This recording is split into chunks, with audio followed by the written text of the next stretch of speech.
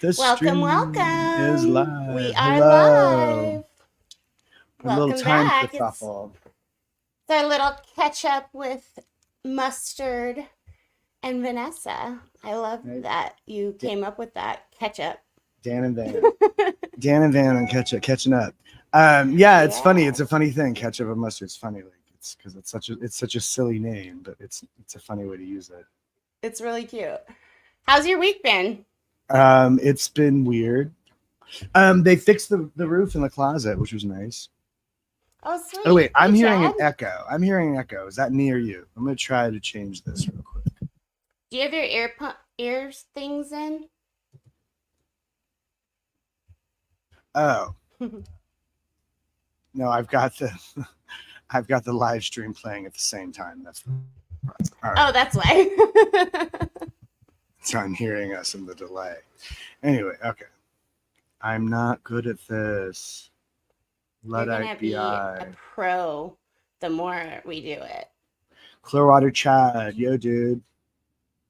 I just think of when I think of Florida Chad, I think of that election, the hanging Chads.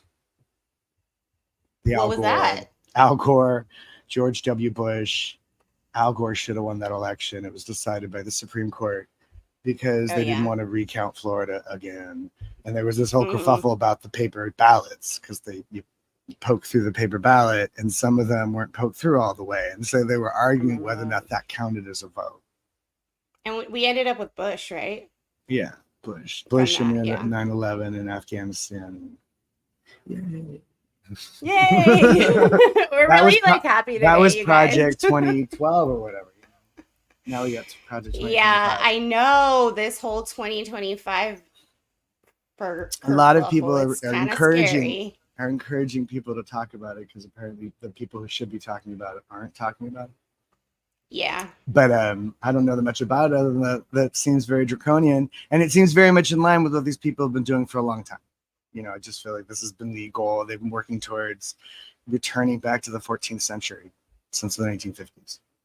It's pretty wild. Perot. Ross Perot. He was a lunatic. I remember that guy. He was funny, but he was kind of crazy. Bush wanted it more.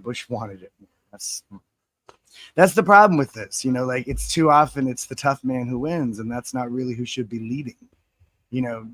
Bush. I mean, if we Trump. want to talk about like politics, holy moly. I'm not swearing because it'll like the beginning of the thing, it'll cut us off. But Oh, I've already sworn. what I was supposed to. I'm supposed No, to pay you attention didn't. to that. Okay, good. What the actual we had a ex-presidential assassination attempt this week for the They took history a pot shot at records. Trump, and it's like in that Yeah, picture, right? And it's this sort of like perfect image of it's strength. wild.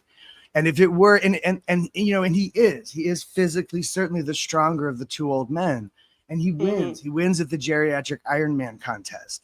But that's not what the race to the presidency should be. I don't want the guy who's the tough guy who survived, who's this guy to lead and make decisions. No, it's not. No. That's not the same guy. So it's like, I'd rather have the nerd in charge than the bully, and that seems to be Wouldn't our we all? choice. Yeah, for sure. That's a wild thing. I walked into work because where I work, there's no service. So whoever is at the bar, restaurant, they don't have service. So I walked in and I was like, Trump was shot. And everybody just like their jaws dropped. I was like, he didn't die though. And It would have been people had if he varying. had like the whole fucking thing would have fallen in chaos between Yeah. Biden going ba-da-ba. Yeah. And he I mean, and no, then I don't wish death on anybody. And, no, a lot and of I have people are sympathy. I have musing. sympathy, and I do not. Yeah, he does not deserve to get shot at. He's a criminal, but I believe in leniency. I believe in redemption. I don't think that people need to be shot, and certainly not Yeah, for political violence reasons. is not the answer. I guess they're protecting Kennedy Jr. too. I saw they sent a Oh, because special he's team technically out. still a Hmm. candidate. So yeah. When there's a certain point in which you get close enough to the election that the candidates get Secret Service coverage in the same way that other people do. Chris Shelton for president? I don't know Chris. I don't know Chris. I feel like I must have known Chris. He looks so familiar to me, but I don't think I do. But he was in You in might. LA. Yeah, he was in a couple different places, I think. I started watching him when he first started his channel, actually, and he had a lot of great videos. Yeah, he's a teacher. You know, he really presents like a teacher. I think I learned a lot from him Yeah, too. He feels like a history teacher, and I mean that as a compliment. I mean in a good yeah, way. As a person who liked my history teacher a lot, yeah, Mr. Tyson, you know, he was cool. yeah, for sure. Had good history teachers. History's fun. I like history. I like it a lot more now. I was watching your apostle. What's his name? Apostate Alex. I Yeah, want to say a prostate. Like it sounds like it's a dirty or something. prostate. Oh my God, that's fucked up. A A prostate. prostate. We're all bitter a, apostates. a prostate. He's the patron saint of Sodom.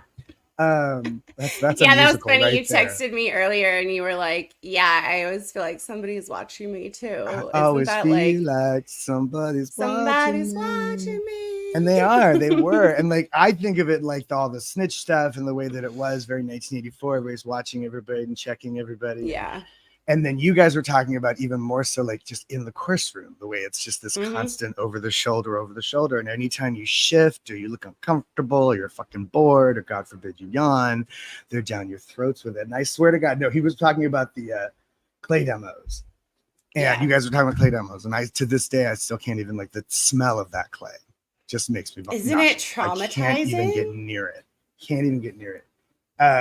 It's bad. Like you guys Bad. don't understand. We had to put whole concepts in clay. Like the concept of responsibility. I clay demoed that. So I like had to do there is a scenes. challenge you kind of gain to it if you want it to be, but like I said, like we've been joking, like the shit that's forced on you when you're a kid. So when you force it on people, it doesn't work that way. If I was like an artist and I was Right. an adult, maybe would that be- would be cool. These would be interesting assignments for a sculptor. Yeah. in real life, But when you're a child, just- just trying to like get out of the room so you can go play. Yeah, and It's they not say the if you same. can't clay demo it, then you don't understand it. So it's kind of wild. You have to like make these little clay figures and make each person represent whatever. And if Well, he you was can't really do it, then you obsessed with. fail. Yeah, he broke it all down in these very simple terms, like little tiny steps, with all these like extras to make sure you knew all the steps and you got to know every word right away and all that, right? And it was all just about Mhm. trying to be understood, I suppose. Like that to me seemed to lend it credibility, that he seemed so concerned with being really understood and comprehended and all that. Like we have to go through and like you have to know all the words verbatim in order to just read a fucking sentence out loud. And or was it just a head game? Was it just a head game? You know what I mean? And it It fucks was a me up. head Like game. I'm so, but see, like your friend was also talking about Elucidate. elucidate. Who's Yeah, your hand palm. What was that? I'm just like, because it's the overthink. That's what I'm stuck with. I just Yeah. like, I'm constantly going, is it this? Is it that? Is it that? And you were talking about that too, about how like, and you had asked me last time, like, what sort of stuff am I still peeling off? And I don't think I even started Mhm. really, I realized how much of it I'm still peeling off. And Yeah. I can't remember what you were talking about. Dan Quayle, who are you people? There are new friends. There are society outside of the church. It's pretty Right. great. You know, what was the point of what I was saying? I can't even remember. Yeah, the great. We were big talking about overthink. So I'm something just else, and constant you were overthinking, and they do very much train you to keep overthinking it. And that's the thing about like yeah. when he like at first he was talking about it all within the context of one lifetime, and then all of a sudden it went, well, how do you explain this and this and this? And he goes, oh, it's a past lifetime. It's like he was just, you know what I mean? Like it was just, we'll just overthink it, and then we're all just like trained to be that way. And I have a hard time with it. But you know what I do want to say about Dan Quayle? Peter Anderson. Someone said they said that just to get a rise out of you. Well, it worked. No, I think this is where we went wrong, because they made so much fun of him for the potato thing, right? He misspelled the word potatoes. It has an E in when you add the S, and the little child, the potatoes has an E in it. And we fucking harassed him so much that he disappeared. You know, he was canceled long before there was cancel culture, although he's back. But like I feel like that's what happened, is that the That's political correctness gone awry. The political correctness really did go awry. We got so hard on Yeah. him for supposedly being dumb. And then I think Mm. liberals felt bad, and we stopped being mean to dumb people or stopped calling it out. And then the Facebook and the social media comes in, and the dumb people went and got together and created their echo chambers and elected themselves a president. Like, is that just a weird dot to connect to? It's true though. Because really it's about that we need to be making America smart again. You know, whatever. Yeah. Great is, that's a very ambiguous term. Great can mean a lot of things. It means a lot of things to a lot of different people. You ask 100 people, you get 100 different answers. And Yeah. we need to make America smart again. I'd like to see American compassionate again. I'd like to see kindness again. I want to start a social network that's about that's kinder, like Grindr and Tinder, but kinder, right? Is it true? That's Is really it good. That's necessary? really good. Is it kind? Is it That's true? good. Is it necessary? Is it kind? That's it. That's the standard. Can we do that? Mhm. Can we try that? No, that doesn't sell. That doesn't sell. Isn't that wild? It just has to be salacious to sell. And you see it on YouTube too. I mean, it's like you literally, the drama, it sucks because it's what people end up watching is like, oh, sex, drugs, and YouTube. Like, the fighting like and that. everything. But like, let's like just be kind.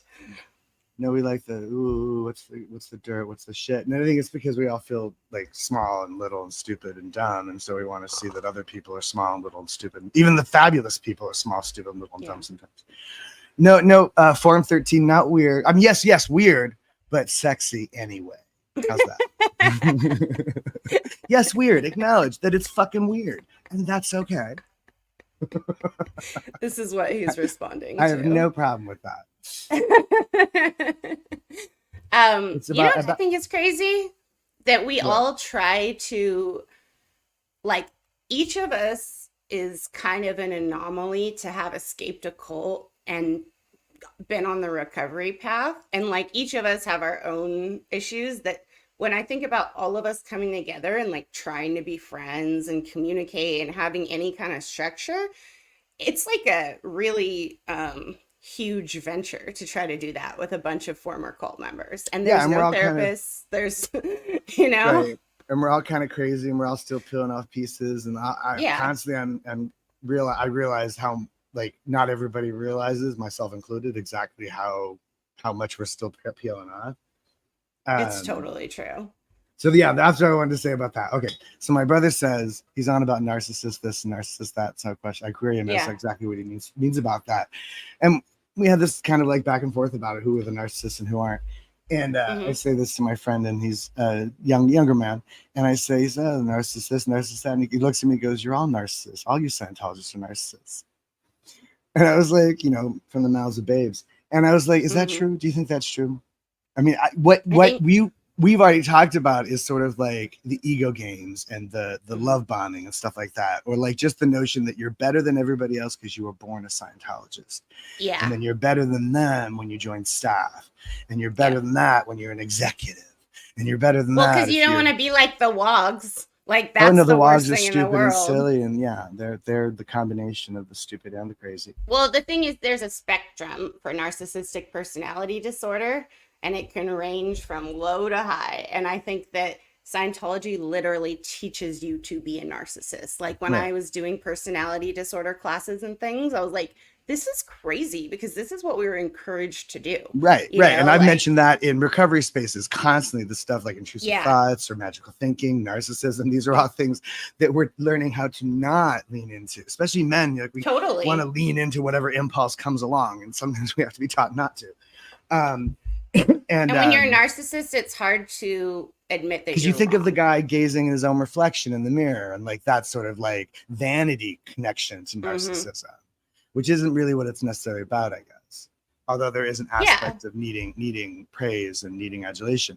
But if you grew up in a place never getting any praise, and then you crave praise, and approval, like is that such a is that a disorder? Is that that's natural? That's natural.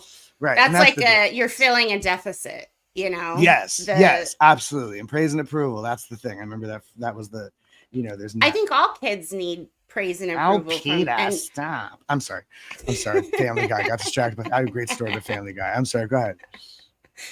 all people need a little bit of approval, and all people Yeah. need a little bit of, from their peers or from someone who they respect and admire. It makes you feel good and accepted.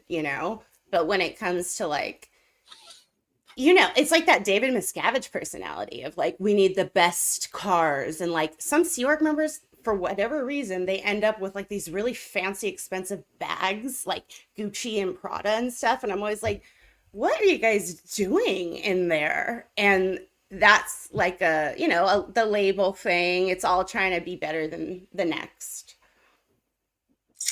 I don't know. I don't know. It's just, it's hard for me. It's a hard circle to square because I also remember just how degrading it all was and how poor it was and Yeah. how mindless it was and how exhaustive it was. And like, why, I mean, like, how do you carry around an ego on that? Like, how do you think that you're better? I don't know. I just don't get it. Well, but there's literally like, it's us versus them. It's us against Yeah. the rest of the world when you're in there. And Yeah. you just think the rest of the world needs to be saved, just like any other religion. Yeah. And not only that, but the rest of the world is dangerous. Oh, that's what, okay. I want to tell you about the school thing because you keep asking about that. So I went to Pumpkin School, which was a preschool for Scientologists, for Scientology kids. And then we went to Cherimoya, which was just the neighborhood elementary school, right? And then she sent me okay, this is the thing that always like fucks me up, that really pisses me off about my mother, is when I was going from 5th to 6th grade, I had applied for a music school to go to a music school. And I got in, and I was supposed to go there for 6th grade. So the end of 5th grade, I'm telling them, fuck off, motherfuckers, I'm out of here. And then my mother had this real paranoia about getting lost. So something she did often, if she had to be somewhere on time or something, she would do a dry run. She'd go drive by and make sure she knows where it is.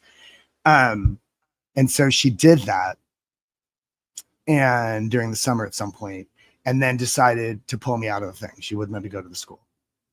And I had to go back to Cherimoya and eat crow. Why? What was the deal? She didn't tell me for a long time. But it turns out she had driven by the school, and it was what she saw in the schoolyard was predominantly black kids. And she got scared, and she had a problem with that. And she decided that she was going to protect me from being bullied by not letting me go to that school. Oh, incredible. You have no idea how crazy that is. How much that pisses me off. And especially considering, like, presumably to make up for it, she then sent me to Mace Kingsley, what would have been 7th grade. Oh, no. Where I was ruthlessly bullied. Do you know what I'm saying? By Scientology kids? Yes, of course. And these motherfuckers know how to get bullies. To your soul. Exactly. So I'm saying. Bully culture to the max.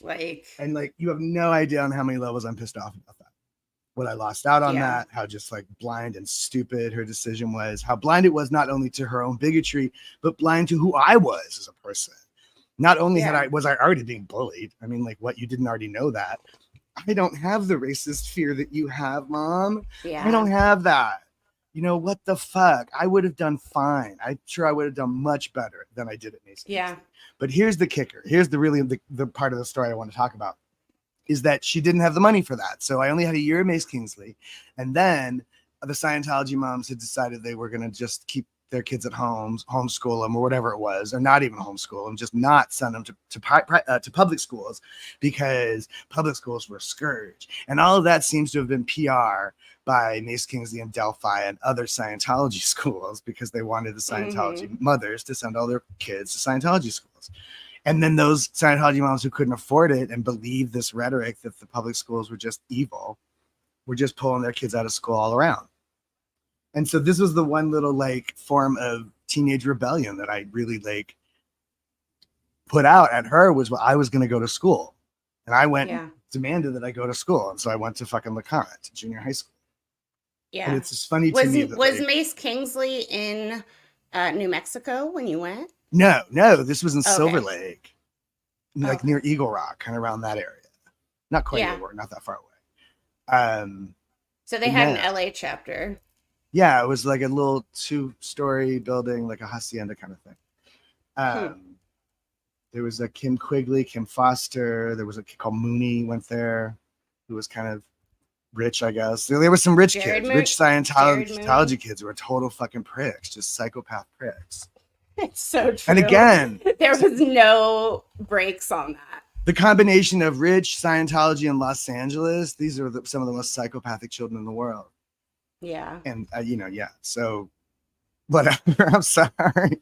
Not Kim Foster. No, there's people I know who have done like they'll do 3-hour shows on just the Mace Kingsley Ranch because it was so traumatizing. Well, the ranch, and then there was the ranch up in Northern California that was near Magic Mountain or something, kind of past that. Mm-hmm. I don't remember exactly where it was, but those were the kids I knew. I knew a lot of those kids who were at that ranch. I heard those horror stories. Well, that was the Sea Org Ranch. Right. Yeah. That was in Canyon Country. Yeah. That's what I mean. Yeah. Yeah. And then Jamie, One of my he was in best the friends grew up cadet there. org way back in the day when it was just like the most disgusting thing in the world. Like his stories. Was he? I didn't even realize he was in the Sea Org. Oh yeah. Well, we all were born in the Sea Org. My parents were Sea Org yeah. members. We were all born in the Sea Org. Crazy. And then they started kicking out mothers with kids because they couldn't deal with kids. Is that why she left? That's why my mother left. Yeah. She didn't want to go. Yeah. That was her forever home as far as she was concerned. My mom always said she didn't join the Sea Org because she wanted to be a mother this lifetime. No, see, that's at least she understood that she couldn't be a mother and be in the Sea Org. That's better than most of the people we're talking about. Most of the mothers we knew. Chad for president. Yeah. There we go. It was the Chad. Remember that the movie line? Chads. Ow. What? Say what? Chad. It was the Chad. It was from like Charlie's Angels or something. It was Tom Green. Oh my God, Tom Green. What was that? Remember him? That happened. I remember that Tom Green fella. He was a this is a good question. I remember this scary ass guy. Were you at Mace Kingsley when that Walter guy was there? There's a disturbing audio of him on YouTube. It was the guy who used to like yell at the kids, and he even beat some of the kids with a brush. No, that sounds like that sounds like that sounds like a ranch thing. The Mace Kingsley I went to was just a day school, like a private school. It was not. It was a private school, but it wasn't like nobody slept there, nobody stayed over, nobody lived there. Yeah. This is the kind of thing where people were living there, and so they were being taken advantage of. Yeah. What age did you start there? Like 12 or that something? was what would have been 7th grade. Yeah. So, yeah. And then then you got to go to LeConte. Well, then when I finally did go to LeConte, they put me in remedial classes because I was all behind, which is hilarious. It's not crazy. I know. We thought we were being like we thought above everybody, and then we're put in like I didn't know what I was fucking. I didn't know how to. I didn't. I need a checklist. Where's my checklist? Without a checklist. Yeah, where's my check sheet? Yeah, right. Without what? I don't even know what to do first. That's the danger of the whole breaking it down in little tiny steps like that. So you're not really encouraged to put it all together, I guess. But yeah. And remember the star rates on the check sheets? Those are just the worst thing in the world. And then my nephew, when he went to a Scientology school, and then when he started college, he was just so overwhelmed. And my sister's like trying to get me to talk to him. Like she thinks I'm going to talk him into staying in school. I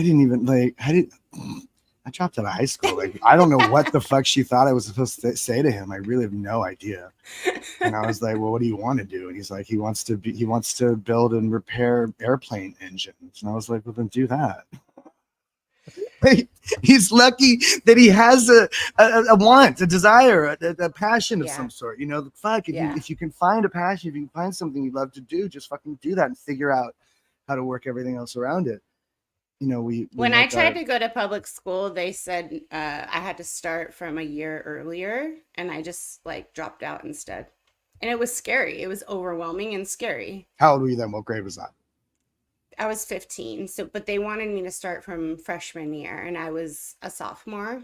Right. No, I get what you're saying. I was just wondering if that was high when school. You're that age, you're just like, what? You want me to do a whole extra year? Because they said that Delphi Academy, it didn't exist as far as right. Didn't have actually any credentials, just like Trump University. Yeah. It says, where were there any non-Scientology kids at these places whose parents didn't realize what they were getting into? Yes, there were. For sure. At Delphi, there were so many Yeah, Delphi tried to pass it people, off as just a normal place. We totally. we And there used were to a go there to lot see of kids. shows and stuff. We used to go there, and I got turtles from Delphi. Really? I don't remember why, but they were giving away turtles. I got 2 box turtles from I their have friends who lab. have reached out like within the last few years and said, "Oh my God, I didn't realize we were all like involved in this." And I always thought the L. Ron Hubbard stuff was weird, but I didn't realize it was Scientology. Like they Right. were And then Christians and stuff. right, and then they've done this a couple of times with the sort of like education tech or whatever it's called, the study tech, Study study tech. tech. Yeah. And like that was the thing that Will Smith and Jada Pinkett got into. Also, they opened a Yeah. school that had They some sort of started like, a study tech school based yeah, on L. Ron Hubbard's study tech, which yeah, is wild. yeah, and then they want to claim like sign what? I don't know what that is. Okay. Yeah. Yeah, sure, buddy. And your marriage is looking real good too. Um, Yeah, that was intense when Jada and Leah like they had a oh roundtable yeah, talk to talk and about it. there's a fantastic moment in that conversation where Jada Pinkett does a thing that is very much a black woman thing, which is this white lady is full of shit, and just stops listening to it. There and it's like it's a phase that you only know if you know what I mean? Like I It's don't a know if moment. Leah knows that phase, but I know that phase. Yeah, Crazy white woman talking shit. And Leah does, she's talking for a minute and then she's like, nah, Jada's checked out. She realizes Jada's not listening. totally. I remember And it's that. like, what was the point of that, Yeah. Well, they I treat celebrities really, really well. It's understandable they get spoiled. Like they get their own entrance at CC, they get well, their own everybody course does, rooms. celebrity is like America's royal family. We don't have the Yeah. royals, so we kind of worship celebrities like that, like the Brangelina and that kind of shit. Yeah. Um, I hate that shit. but well, I don't know. It serves a purpose, I suppose. I don't know, but um, it's not like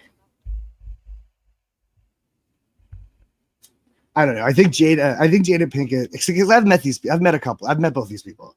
They shot some sequences of I Am Legend at the store that I was working in New York, and Will Smith is honestly one of the nicest guys in the world. He is like it. so gracious. He is, and he is so aware of his presence and what he does what happens when he walks into a room, and he's very conscientious of that. People, he's very, very cool, and he really makes you feel important when he talks to you. And Jada just sort of seemed angry resting face. She's been ruining his life Beautiful, for like 2 angry woman. decades. And you're like, why are you so angry? You have no reason to be angry. And all I can think of is that she's still mad about Tupac or something. Like Will Smith to her is a She consolation sure brings prize it up. She sure because the brings it man up a she lot. really wanted to marry was Tupac. And he was a genius and a poet. Will, what is he? He's a clown. No, I don't know. And he's the nicest guy. Like He really I have a friend. If he's faking it, I don't know. He's very convincing. He's very convincing. And he's very much For the last 10 years, we text each other every time Jada says some dumb shit. We're like, she's just ruining his life more. Like, and so then, like, now that we know all of that, and I can't believe we're talking about Jada and Will, but anyway, now that we know all of that, and we can think about all that, and I'd say, like, the Chris Rock smack, the Chris Rock slap, like, yeah, what the fuck was that about? What the fuck was that about? Honestly, was Will Smith actually defending Jada in some way? Did she demand that? How dare you let him talk about me like that? I think her face demanded it. Yeah, that's what I mean. I know she didn't literally say the words. As I'm saying, Jada says a lot with her face. Absolutely. Yeah. Absolutely. Because he was laughing at first, and then you see like, and then he looks over her. Oh, this is serious. Yeah. And so in that moment, it seems like he was already busted or already in trouble, and now he felt like he had to overcompensate to make up for it or something. I don't know. But poor Chris. Chris didn't deserve that. Chris is a good guy. Now he has PTSD from freaking Chris is half your size. Chris Rock for me establishes that notion of punching up, punching down. It's okay to punch up, don't punch down. And there you go, Will. You're totally punching down, man. You are punching down at Chris Rock. That is not right. In physical form. Not right. That is not right. Whatever he said. Yeah, well, You they put hands definitely on it, you know. distanced themselves from Scientology. And then Will got really close with an author who I love named Mark Manson. Okay. Oh shit, I'm frozen. Am I How frozen on dare your you? side? No. No, it's not allowed. Oh God. Hold on. Not I might have to allowed. come back. Do you want to play a song while Oh I God. reboot Witness. myself? All right, I guess I do have to. I have to do that. No, Okay, I'll be right back. but then you won't be able to listen. All right, dude. Oh shit, I'm by myself. I can't do this by myself. I'm crazy. I gotta take this out. All right, let's give this a shot. Ooh, I gotta move the mic now. You see? This is why. This is why. Because you can't really hear the guitar too good, too well. This thing is trying to fall.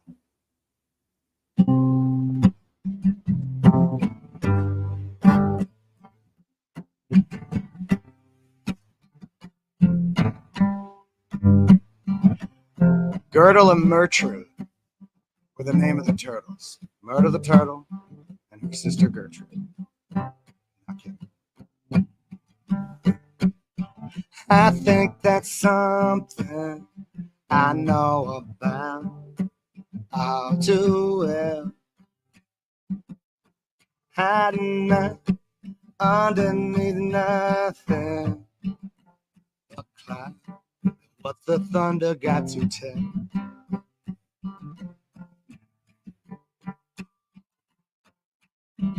I think I recognize the stars.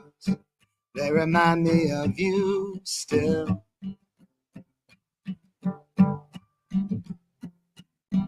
And just to emphasize how far, I couldn't fathom how to feel. The distance from each setting sun, seeming so alone. And if you already know just where you are, you can navigate them home. I guess that's something I know about all too well. I know, underneath nothing but cloud. What the thunder gonna tell? I guess, mhm, I guess that's something I know about how to well. I know underneath nothing but the clouds, hoping the thunder never tell. Hoping the thunder never tell. Hoping the thunder. I guess, I guess I won't forget about the rain, subtle as it feels. Long ago, settled and arranged in such a sweet heart deal. Still, lightning strike in the night just to keep you on your toes. Never so naive again, happy as you go. I guess, I guess that's something I know about all too well. I guess that's something I know about all too well. I guess that's just something. I guess that's something I know about all too well. Just hiding out underneath nothing but cloud. And what the thunder gonna tell? What the thunder? Oh, what's the thunder gonna tell? Uh-uh. I guess, I guess, I guess that's something I know about all too well. Work in progress, work in progress. It's all a work in progress. All right, let's put this back. Where'd Vanessa go? Vanessa, come back. I can't do this by myself. Pancake, conversation. Awesome. I like that hat collection. Thank you very much. I used to have so many hats. I've had so many hats. I used to have this great crushed purple velvet top hat. Tony Sepfin stole that from me. Bring back the hat that you have stolen. That was the best hat. That was very, very Four Non Blondes, Black Crows kind of. Don't you know I want to? Don't you know I would? Thank you. I have a unique voice. Yeah.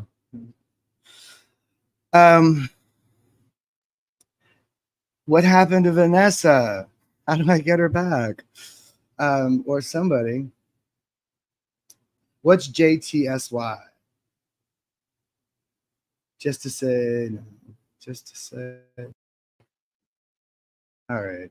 I gotta figure this out. Now we're just killing time. What do I do now?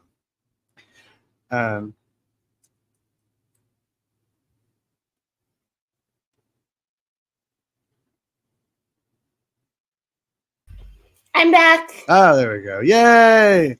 That Oh, was I was getting beautiful. so stressed. I was I was getting listening so to it. stressed. I need my friend. I need my friend. I know it is awkward to just talk to a room alone. Honestly, so many people do it, and it's like, I guess you get used to it, but those people also have like hundreds of people in chat who are asking a lot of questions. And right. And like Aaron, I watch Aaron and he's very focused. He's got a thing he's talking, he knows what he's doing. He's talking about it, and he's talking to his audience and he understands his audience. I don't know how to talk to the audience. I'm trying. I'm Marissa, witness, Miss Chicago. Everybody's here. I know a Daniel Sadler. Oh, that's Sander. Never mind. Good to see you. I don't know. I didn't see the comments, but I guess I'll look at them later. Somebody was talking about. It's fun. Every time we do this, there's more people in the chat. Hats. We're talking about the hats. Oh yeah. So you're wearing a different hat today. Well, it's not near as nice as the turtle hat, but I do love a good wet bucket hat, and it's hot as fuck today. So there's my F word. So I'm wearing the traditional wet bucket hat. Traditional. If you don't have a wet bucket hat, who are you? You gotta have a wet bucket. It's very important. It's vital. It's like, you think it's hot? It's 1:15 out here. Well, in New York, I don't even know the temperature is, and this is a cliche thing to say. It's not the heat, it's the humidity, but it really fucking is. And the difference is like LA heat or California heat, the desert heat, it's like the oven. You're like in the oven, literally 110 degrees. You are in the oven. You are a turkey being cooked. And here it's like, it's oppressive. Like the humidity just clings to you, and it's like why they dump boiled oil over castle walls, because the oil like sticks to your skin and continues to burn beyond the initial contact, And so that's what it is. It's like it sticks to you like body thetans, and you just can't. It's so suppressive. No matter. And like you just a sheen of sweat as soon as you're out of the shower. You're just covered in a sheen of sweat. Everything is wet. Everything is damp and hot and damp. It's just. Yeah. Is that how your hat got wet? No, you soaked it yourself? Oh my God, that's hilarious. To keep cool. I put hats in the freezer for the same reason. That is fucking hilarious. You put your hats in the freezer? Amen. Hallelujah. Yes, I do. We have a request for some ZZ Top because of your beard. She got legs. She knows how to use them. I've never done that before. Whoever asked that, you just caught me. Good for you. There you go. Peter, you're rustling my feathers. Dan Quayle, now this.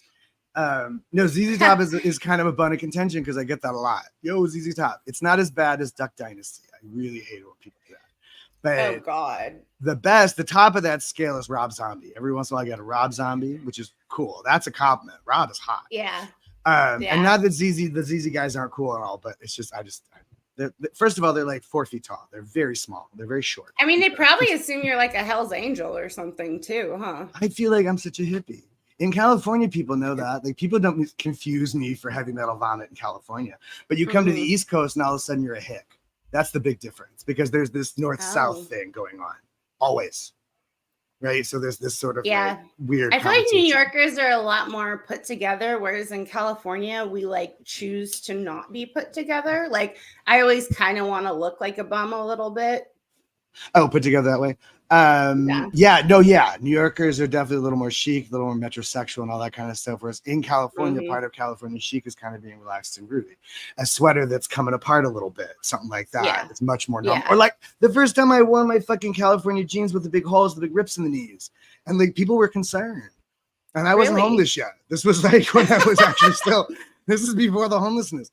And they were like, "Oh, what happened? Your pants are." I'm like, "Yeah, that's on purpose." Or not even on purpose. It's not. It wasn't like I bought them that way. That's just what happened. But I'm just saying, like, yeah, I know they're ripped. It's okay. I wear That's these the boxers old for that person reason, joke. so you can see them. The old people are always like, "Why you got holes in your pants? Are you poor?" And the previous generation, it was the sagging pants, right? It's always something.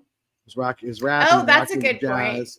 Like every New generation. York dress for success, Cali dress for comfort. I agree with that. Yeah, that's probably true. Yeah. You really can't tell how much people make by their clothes out here because we purposely try. Yeah, hi Denmark. Yeah, and there is this whole like version of shabby chic. Like I remember when Kurt Cobain fashion became like runway fodder for about a minute and a half. It was like, what is happening? Runways are crazy. I appreciate fashion as an art form, but it's so tied into its commercial to its commerce. Its behavior is commerce. It's hard to defend. But I appreciate the fashion designer. I appreciate the designers as artists. Mm-hmm. And sometimes Joy, this is your favorite chat. I'm so glad you made it too. Yay, Joy. Rest of New England dresses like Cali. Yeah, and when we travel, they can always tell we're from California with the flannel for whatever reason. Or West Coast at least. Those Seattle people are crazy. But no, it's a funny thing also what he's saying there is like the rest of New England, like that's true of New York City. Like New York City is this, right? And then there's New York State. And New York State is a completely different creature from New York City. Right. Yeah. And there's, I think, Janine Garofalo or somebody, a stand-up comedian, points out that there aren't really liberal states. There's a lot of rural conservative America. And then in some of those states, there's these condensed cities full of liberal people that make them blue states. But really, once you get out of the city, America is much more conservative and, keeping to itself and all that kind of stuff. I love New England. It is awesome. Or much more relaxed in other ways. I don't really know if I've been around. I mean, New York is in New England, technically, right? It's Connecticut, Massachusetts, Rhode Island. Oh, penis. Stop. I love Rhode Island. It's so nice on the coast. I've never been to Rhode Island. I don't know. I've never been to Rhode Island. I've been all up and down New York State, but I have not been. I went to a convention for second generation cult members in recovery out there. What? It was a retreat for second gen cult members, and it was awesome. I met people from Hare Krishna who had been in parts of the Mormon church, who had been like, there was one other Scientologist there, and we're still super close to this day, who I never would have met had I not gone. But it's really cool that the ICSA does that. It's the International Cultic Studies Association, and I got to go on a scholarship, so it was paid for. So it was pretty sick. That's wild. That's awesome. Yeah. I mean, that's cool. Things like that exist. You meet any Moonies? Yeah. Moonies, those are the ones that fun. Everybody has somebody to make fun of. Yeah, for sure.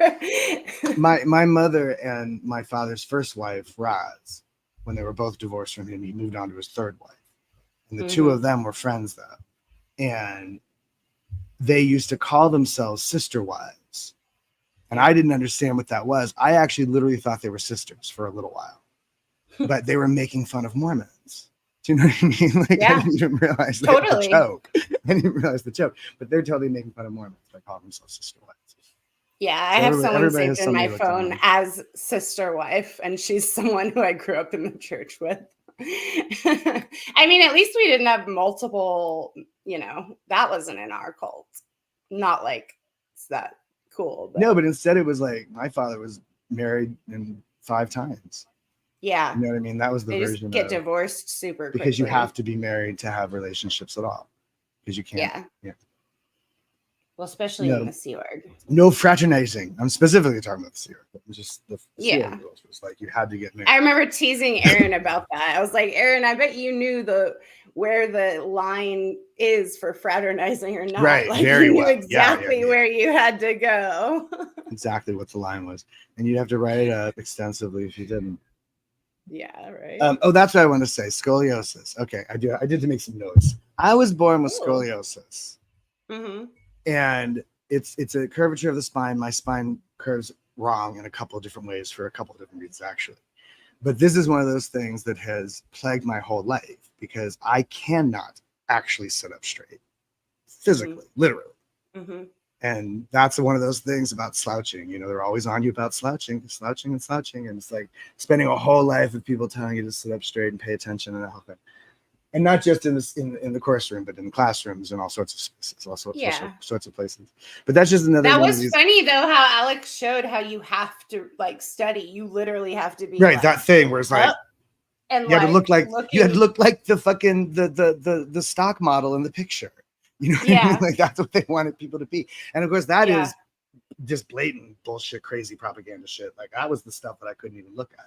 That's the stuff that scared me the most. Look how nice and normal and well adjusted everybody is and happy all the time. We're happy all the time. Stepford. You have to pretend to be happy all the time or you're going to get punished. Exactly. You're pulled in. So it just becomes second nature. And shamed. And not just you as a human, but your very soul, the nature of your very soul, the idea of being a DB and that kind of thing. Like that was about who you were as a spiritual being. It wasn't just about what happened to your body. The fact that they believe that souls can be degraded is really fucked up. Well, they believe that this, in fact, that's the notion of the SP originally was that like they were a separate breed of spiritual beings, separate from us and anybody. It wasn't even like it's not just somebody who's mean to you or something. They're really literally trying to destroy everything, I guess. But I don't know who those people are. SPs were the scariest people in the world. Now we're just talking about it is scaring me. Just really thinking about like what that meant to me. What that meant to me, like when people would say things like honest things. I understand now, but then I thought they were being, they were just talking shit. They were being suppressive and turbulating. So turbulating. Have you ever met someone where you know that if you were in the church situation, they would be an SP? Yes, of course. I was homeless. Me too. Yeah, of course. I'm sorry. I think that's what I'm getting at. Is like realizing that all the stuff that I was taught to think is like some evil person. This is a separate, it's the otherizing, this separate person from us. They're not like us. What's that Kendrick Lamar song, right? It's like, that bothers me every time I hear that song because that is otherizing. That's the otherizing that causes that is the source of racism. That's the source of a lot of this division. Is to assume they're not like us. Actually, they are. They're just like us. They're just more scared or more confused or less or whatever it is. The difference is degrees of the same shit. We all get the same shit. We're so much more alike than anything you could honestly really describe as different. Sorry, Kim. Yeah. Well, he's just talking about Drake. I don't know. I love that. That's great. Well, he's just talking about Drake. He's just talking about Drake, Perspective. Thank you. You're right. He's just talking about the Canadian boy. I remember him when he was on the TV. He was a little boy in a wheelchair. He's talking about Degrassi is what he's talking Degrassi about. He's a little boy in a wheelchair and he got over his disability and now he's a pop star. It's so beautiful. I love it. But Drake tries to be tough. That's my Minnesota housewife likes interpretation of Drake. Like she really thought he was in a wheelchair. Drake tries to be hard, so Kendrick had to put him in his place. But I have no idea what these guys are up to. I'm glad to not know. I like making fun of them and not really knowing what they did. They're just mad at each other. I don't know what Justin Timberlake did. I'm only vaguely aware of what Puffy did. I know what Britney did. I don't mind. I don't mind knowing what Britney's doing. Britney is a wild one. She's a wild one.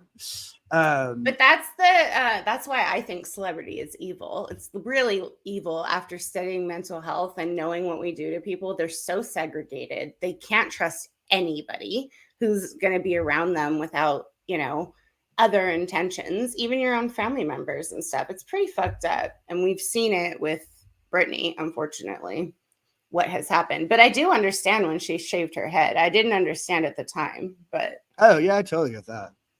I guess that's why, because Yeah. I recognized the sort of shaving the head or flashing her puss or whatever it was. Like she was a girl under some weird restraints, acting out. And not for nothing, I think half the teenage girls I knew growing up shaved their head at some point for no fucking reason. It's the opening scene of Empire Records is that girl shaving her head for no fucking reason. Oh no, she's trying to kill herself. Good point. For ennui, for angst reasons, she's shaving her head. A lot of girls were doing that back then. And you remember there was a couple of models, but there was a Canadian woman who had a big dragon tattooed on the back of her fucking skull, and she kept her head shaved, and she was fucking fierce as shit. She was in a Lenny Kravitz video. She was awesome as shit. So like women were shaving their heads back then. I don't even I didn't see it as being that risque. It was mainstream normal America who really are her fan base who went, oh my God, she's going crazy. I'm like, I don't know, she's just. I thought it was wild at the time. I was like, oh my God, because she was in a tattoo parlor and then she shaved her head and people were just tripping out. I never really cared enough about to pay that much attention, I guess, but I like paying only like a little bit of attention to the pop culture because it's really not worth it. Alex says, as a warning, he does not have his TRs in today. That's hey, it's a prostate. Yeah, he called you a prostate, Alex, which was not fair. No, it should be like a prostate Paul, the patron saint of Sodom. That's my musical. I'm gonna put a musical on Broadway. That's hilarious. A prostate Paul, and yeah, that would be funny. That's too funny. Talk about gay agenda. No. I was watching Alex's before we went on, and he was talking to our mutual friend about her yoga cult. And that's a whole thing too. Kundalini yoga, and that can be really chakra. mind changing. Or even like the what's it called? The psychotronic, ayahuasca people. They're a little culty too. Even AA, like that was one of the reasons I couldn't really stay in AA for as long as I might have wanted to, because it gets very culty. It's very culty. And there were people from AA in a support group I was in for cult recovery. Right. And yeah, it becomes, and sometimes some people, there's this thing about your higher power, this notion of higher power. And so if you don't necessarily believe in God, you have to like find a higher power, and people make recovery their higher power. They make AA their higher power and stuff like that. It becomes a little overwhelming for some people. Yeah. But it's in that vein of like, I don't know, just that was And there's a lot of it. There's a lot of places I don't go. Somebody just the other day, today, in fact, there's a thing today. A friend of mine for a long time, old friend of mine, he's taken some classes, some courses of this thing called Allure, I think, or Altru. It's short for altruism, I think. It's called Altru. And he's sharing his wins on Facebook. And I'm like, sounds suspicious already. Right. I'm like, what is this? What is this? And he shares a link, and he's like, you should come to the thing. There's an orientation meeting on Wednesday. You should come. And I was like, I'm doing something on Wednesday. And I told him, I was like, dude, I don't know if you know this, but I was born in a cult. So this kind of thing really, really frightens me. Be careful. Be very, very careful. I don't know what they are. I don't know what they're about. I don't know if anybody out there knows anything about Altru. I've never heard of that one, but it sounds just like what is the one that was the offshoot of Scientology, like The Process or something like that. There were a lot of people who attempted to do kind of offshoots, and they all got declared as squirrels. There was a whole generation of dudes who were trying to use Scientology stuff to like get get wayward youths into shape and scare them straight kind of stuff. But they're still going. That's the thing. Like we thought, they're SPs now, so they're not around anymore. But no, they've created really successful multi-level marketing businesses and like just Herbalife for your soul programs. Every Scientologist sold Herbalife when we were growing up. Oh my God, we should have taken out stock. herbal fucking in that the multi-marketing stuff. We're all just such suckers for Yeah, all of it because Scientology is a parallel totally. multi-marketing religion.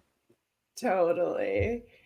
Oh, this is interesting. OMG, I have not heard anyone say AA was a cult. I had been in it for 13 years before I wised up to the yuck. I'm still sober, but glad I'm not in that group. I've heard a lot of people say that. Thank you, Alex. No, it's a good point. And it's like I'm not gonna malign AA. It's an incredible thing, and it does kind of happen organically. Luckily, there isn't like a preacher or something, but the big book and the way that some people take it a little too seriously, and it's not, it's supposed to be like this. It's just people getting together and sharing their common stories in Yeah. a safe space where other people have the same thing happen or similar things or fucked up in similar ways. So it's a very healthy thing. I think everybody could use some recovery in that respect. But yeah, then there's just that addictive or whatever it is, that thing that you just move it over somewhere else. That's a tendency people have, is just move it over somewhere else. Some people get addicted to cleaning their house. Some people get addicted to jumping out of planes. Some people get addicted to whatever, all sorts of crazy things. Yeah. They were saying actually that the whole sponsor thing was really unhealthy, to the degree where the guy who I had met, he had been a sponsor for somebody and he had to go meet them late at night, and it ended up being super dangerous and there were crimes involved and all this kind of stuff. And I was like, that's an interesting side of it. Yeah, I mean, I don't know. That's a funny one. I don't really understand. Some sponsors do take on a lot more than others. Yeah. Some sponsors put up boundaries real fast and just say, here's what I'll do and here's what I won't. But I know that there are some people that really drag people through the mud, and some people are just chronically like that, just constantly just need somebody else to validate them. Excuse me. Right? Yeah. There is a lot of narcissism in recovery also. And what the line in recovery that I think is really funny is this notion of being the tiniest little piece of shit at the center of the universe. So it's like very self-deprecating on one hand, but also ego as fuck on the other, right? So yeah, that's a saying. I suck, but also I'm the center of the universe, and that's a mentality. That's a sort of addict sort of mentality thing. That's from the big. Seems like a sponsor could be codependent. Yeah, exactly. It could be a total weird the auditor, relationship. That relationship is codependent. The therapist relationship, I guess, is probably codependent. I mean, like, I don't know what to say. Gotta be really careful to make sure it's not. Yeah. Okay, I guess that's part of a therapist's job, is to keep out of that, right? Yeah, and keep the transference. But an auditor wants the dependency. The auditor is looking for it, right? The auditor is going, that's right. You need me to feel like this ever again. Actually, when I was studying something about different techniques, they went over basically what you do in auditing. And then they said, but we don't use that anymore because it was found to cause transference. Right. And that's when you have like different like feelings of, maybe they're feelings of towards your dad, but now it's on the auditor or the counselor or whatever. That's even worse. Yeah. And so, of course, Scientology was like, yeah, we'll take it. Like, we'll use it. You project that, whatever that's, because that's what you're talking about, auditing and stuff that broke, stuff that didn't go right, things that are missing. Yeah. But in counseling, you have to be really careful that you're not like, I might have helped someone who reminds me of someone who's right in front of me. You can't transfer those feelings. It's not healthy. You always have to remember that it does happen whether you want it or not. And then there's special kind of like procedures to not do that. I have a question. What? I'm sorry. I just zoned out. When you were growing up, what was your concept of God? The universe. It's a funny thing to say, but I think that's what it was. That's what the eternity thing meant to me. But I think I also had a sort of, and I don't know if this is Scientology or something else, but sort of what I understand to be more of an existential notion of which is true of molecules. I think is also true of spiritual beings, that each individual is an individual soul, but the collective of all of that kind of all put together is what that thing is that we then call God. But most of the time, I really describe God as the weather. Like it's just a thing that's happening, whether it's real or not doesn't even matter. I think it's just a thing that's happening, and it's not conscientious, it's not interventionist, it's not looking at us, it doesn't give a shit. It's total human ego, I think, that leads us to believe that's a power that big and that great and that amazing could really give a shit, two shits about us. Never mind your mom's diagnosis or your basketball game or whatever it is we pray to God about. You know, that. But my notion as a child, though, was that sort of existential notion of everything all together, the collective of everything, all the spiritual and also the physical matter of the universe as a whole. Does that make any sense? That makes perfect sense. I mean, as a kid, I just thought God was for other people. Like, I didn't know, it was just not what we were taught. But again, I did a lot of this transferring. I did a lot of this, like, trying to make logic out of it. And I think I really pondered it a lot because I did believe it, and I did listen to him a lot. And I was really trying to, you know, like the thing about the wall of fire being why Christians think there's a hell that's on fire. Yeah. Like, you know, I was always trying to like put these, the confirmation bias, that's what it is. I was always trying to put these threads together and go, oh, okay, so that aligns with this thing and that aligns with this thing. See how that works? And those things that didn't work, you don't really, you know, you don't pay them as much mind. Yeah. You don't notice the stuff that doesn't line up as much as you notice, and for the confirmation bias, the stuff that does. Is that how you're still kind of feeling about that energy? I sit in just so much uncertainty. I feel like I doubt my own thoughts. I doubt my own feelings sometimes. I mean, not really as much anymore, but it's, you know, it was a long time of that. And then with the alcoholism on top of that and all sorts of other, you know, crazy shit going on, it's you know, I didn't suffer through the Sea Org sort of version of mind control, but you know, the crazy life that then followed was just, I think, almost as far as bad or worse. So I don't know, but I'm sorry, MK Ultra. Yes, I think there is a link. Yeah, I think you're absolutely correct. Well, I've lost what I was saying. What was I saying? Are you saying he's correct or I'm correct? I'm saying he's correct. I think there's got to be a connection. Yeah, I'm pretty sure there is. I'm pretty sure I've seen or read something that does actually confirm that, but I cannot remember. Well, they also used to tell us that LRH was kidnapped by the FBI. Oh, they never told me that. I don't think I ever thought that. I remember the day he dropped his body. They made an announcement about it. Yeah. But it was all very conscientious, and he was supposedly out on the sea on a boat. That was the first confirmation of a lie for me, was that he wasn't. I know that because Dr. Denk told me so. He was in a trailer in Creston. Right. He was land-bound, that's for sure. But the story at the time, he was out on the ocean sailing away. And all blissful and perfect. Gonna go to the next relay. Hey.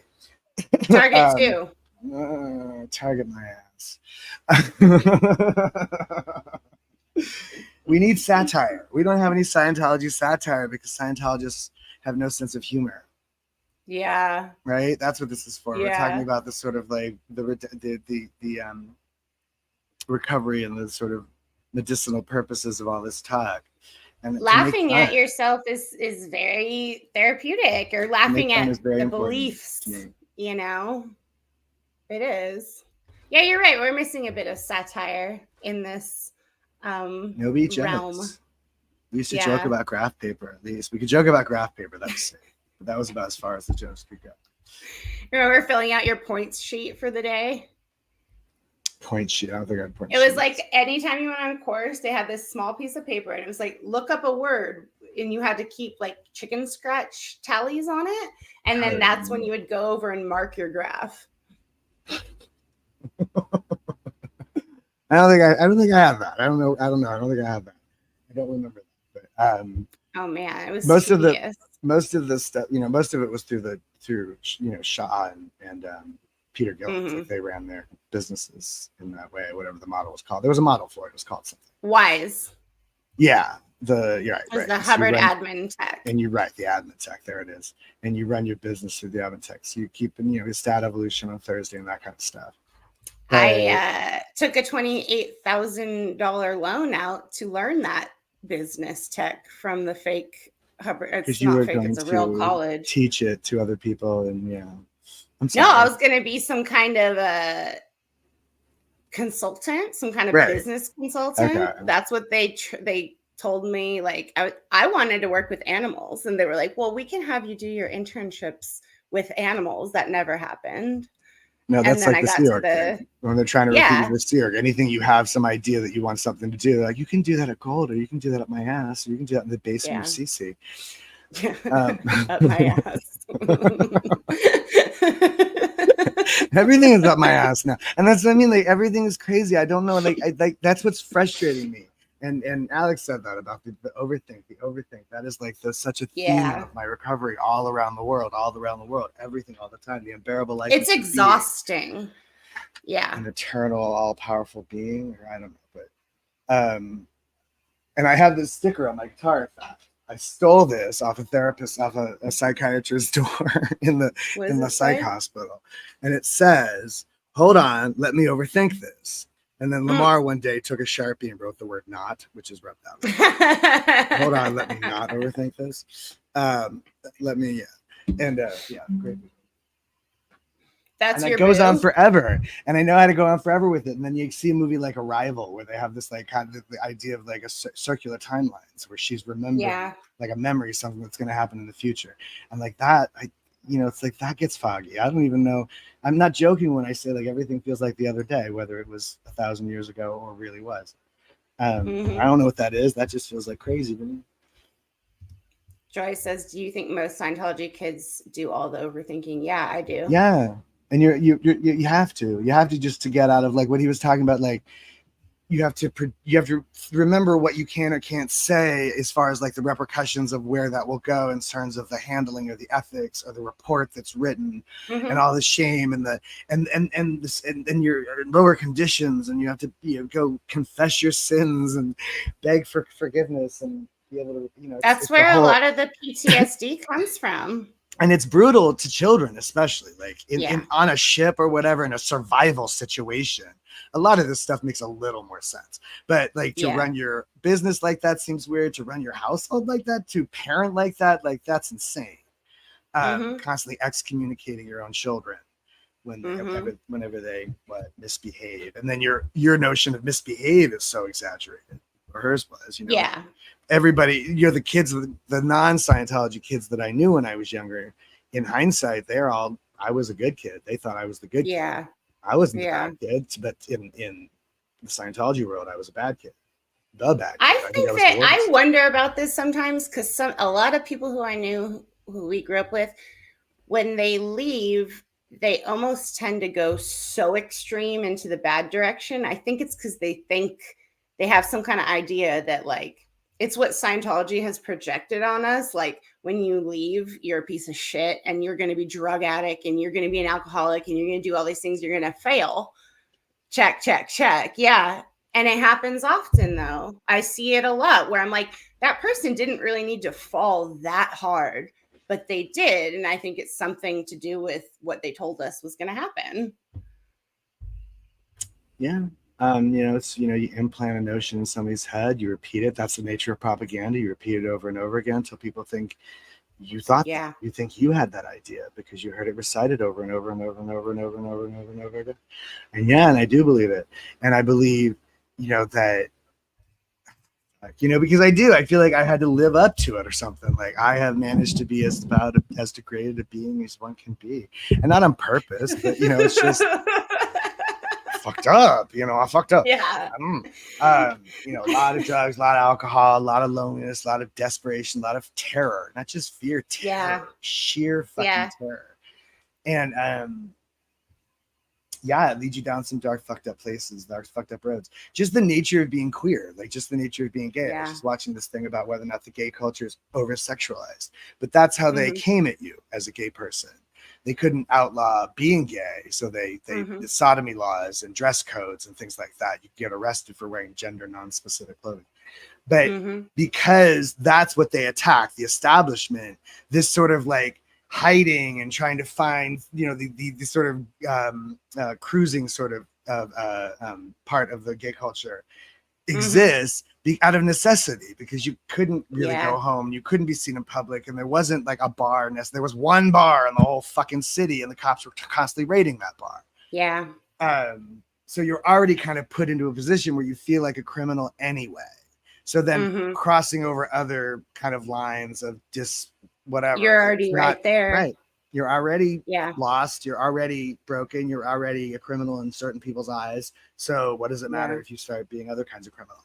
And that's certainly I Yeah. see also true of people on the streets a lot. You know, like, um, you know, you justify, you know, whatever people stealing. That's mostly what people justify. But when you have nothing, you feel entitled. Not entitled, but you feel like somebody has so much more, and especially in a city like New York. Yeah, especially a big company too, I'm sure. Say what? I'm sure you don't have as much worry about a big company like Target, like stealing from Oh Target yeah, I stores. used to go into stores like that, put on shoes, and just walk out of the store. Yeah. You know, that's how you got new shoes when you live on. That's how I got new shoes when I lived on the streets. Yep. And New York though is really super generous. I will say that there's a lot of places. There's a lot of like stuff. You know, there's a lot of ways to survive in New York City. Yeah. Were I was you just always in the same neighborhood or did you kind of move around a lot? I've been all over New York as far as like, let's see, when I first came, I was living upstate and I was working in the Village. And then I've been Lower East Side and then Washington Square Park when I was homeless. That's mostly I stayed around that area, which is kind of Central Village, not West Village, not East Village. And then I don't know, a bunch of other places. I've been in Queens, I've been in the Bronx. The only place I haven't lived is Staten Island. Wow. I visited. Staten Island's fun because the ferry. I like the ferry. We used to ride the ferry a lot. Something we talked about was that you would literally prefer to be homeless around people who were actually real. Yeah.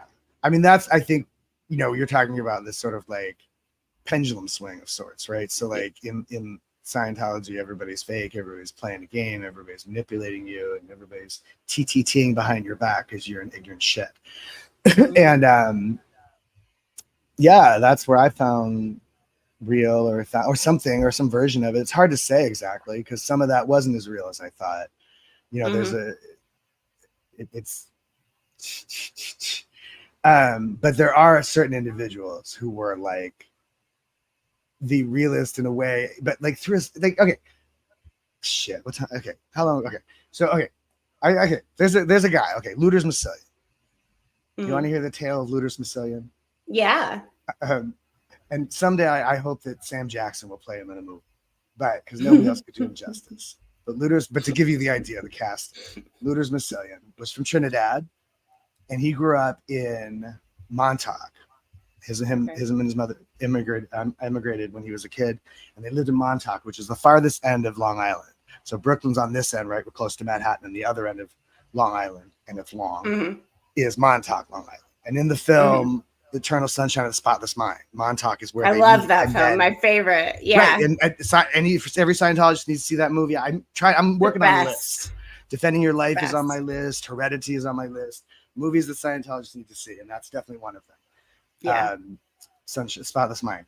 And then Montauk then recently, became a little more of note because of the show Stranger Things, about the kids and the upside down and all that. I only saw the first season, 11. And that's Montauk also, where those kids are. That's Montauk. Now, when I knew Ludus, I don't know exactly how it all came about, but he was a bike messenger at a certain point, and he just started. Okay, I met Ludus. Here we go. I met Ludus one night, the first time I was in Washington Square Park, in fact. And I sat down in a crowd that was sitting in front of a band that were playing Beatles songs, and I was singing along. And Ludus, who I'd never met or seen before, turns to me and hands me a bottle of a Poland Spring water bottle, and he says, "Here, vodka." Because he liked my singing. So I drank some vodka. I promptly passed out. Probably Ludus, or who knows, somebody else ripped me off that night. A year later, I'm starting to actually like play stuff and sing songs and writing stuff. And I'm living with Jeremy Kivett in Brooklyn. Sorry, Jeremy. And I owe him so many apologies. And he's like, go to the park, go somewhere else and do this. I'm sick of hearing it. And yeah, vodka, exactly. My witness. I swear. This man. So I start playing in the park, And I get kind of like, I meet some of these people, right? Mm. And they're called the Drunken Mafia. They're called a lot of things. They're called also, they have this, and this group of homeless, drunk as fuck, street musicians who live in and around Washington Square Park. And some of them are like on their, in different states. Like some of them are like guys that like were homeless and now like not homeless anymore. And they still kind of jam sometimes. But I eventually then ended up living in this park. And that's a whole nother story as far as how I got to that point. But Looters Massilian became the sort of leader of our family. That was the thing, right? So it was this family of, I don't, who are these people? I don't even know how to describe it to you. Like, Looters was like a guru. He really was. He was like, and Massilian, his name, a mass of lions, no lack of mass there. I love that name. And he was the kind of man that would get up in the morning, stretch out his arms, and birds would land on him. Like, I'm not kidding. And he was obsessed with something called psychokinetics. Okay. So there's like telekinesis is the ability to manipulate matter with your mind. And psychokinesis is about manipulating thought, non-physical things like thought and sound waves, music in particularly. So he was obsessed with this idea that he had been part of something called the Montauk Project when he was a child, that he was abducted by government agents, in that whatever in Stranger Things, the place, the institute. I've heard of this. So this is a real thing. Now we didn't know. That, okay, we're like, sure, Ludus, I'm sure. And he was obsessed with this particular list of songs. In fact, there were 250 songs, and he was constantly making this list, writing it and rewriting it and writing it and rewriting it. A lot of Carlos Santana, some Bob Dylan, some Dire Straits, Money for Nothing, and Eric Clapton. And he thought that he'd written these songs and gifted them to those songwriters, that he had actually written them. And all the while, the reason he was living in the park and drinking himself to death was to protect himself from the psychokinetics, to protect himself from the doctors in white coats in Montauk who were out to get him, who were monitoring and watching him and all this stuff, right? So, of course, we didn't really believe this necessarily. We love this man dearly, so we'd like just let him have his stories. And then there was this English kid, this big, tall English kid with an Italian name, and he was here on a student visa, and he'd overstayed his visa. He was a border jumper, but a white one, so people didn't care. Yeah. Sorry. And he had access to the library, to the NYU library.